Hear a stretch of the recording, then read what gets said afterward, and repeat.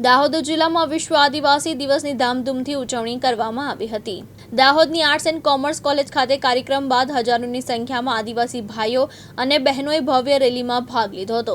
પરંપરાગત આદિવાસી સંસ્કૃતિ, લોકગીતો, નૃત્ય અને વિવિધ ટેબ્ઝોબ સાથે નીકળેલી રેલીમાં યુવાનોએ તલવારબાજી અને તીરકામઠાના કરતબો પણ રજૂ કર્યા હતા।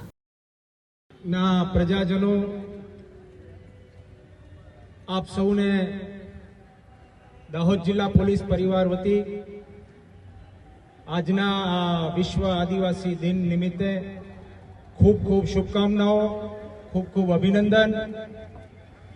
અને આજના દિવસની આપણે આપણી ભાતીગળ સંસ્કૃતિ પ્રમાણે ઉજવણી કરીએ અને દાહોદની આ ઉજવણી ગુજરાત રાજ્યમાં અને ભારતમાં નમૂના રૂપ બને, આપણી સંસ્કૃતિનું અનુકરણ અન્ય લોકો કરે એવી રીતે આજની આ આપણે રેલીનું ઉજવણી કરીએ।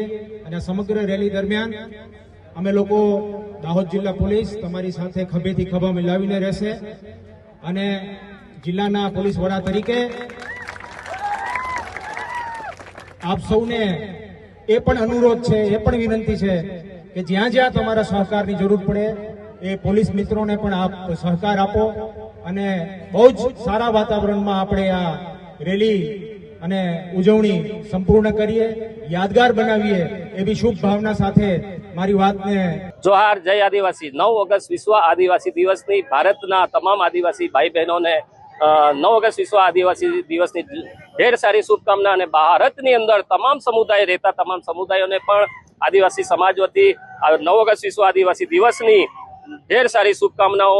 આ વર્ષે દાહોદ જિલ્લાની અંદર સાંસ્કૃતિક મહારેલીનું આયોજન થઈ રહ્યું છે અને એ સાંસ્કૃતિક રેલી અહીંયા કરીબન 15 વર્ષથી કરવામાં આવે છે અને આદિવાસી સંસ્કૃતિ, એમની કલા, કલ્ચર અને નૃત્યો, ઢોલ વાજા સાથે, વેશભૂષા સાથે, એમની પારંપરિક ઝાંખીઓ સાથે અહીં લાખોની સંખ્યામાં જોડાય છે।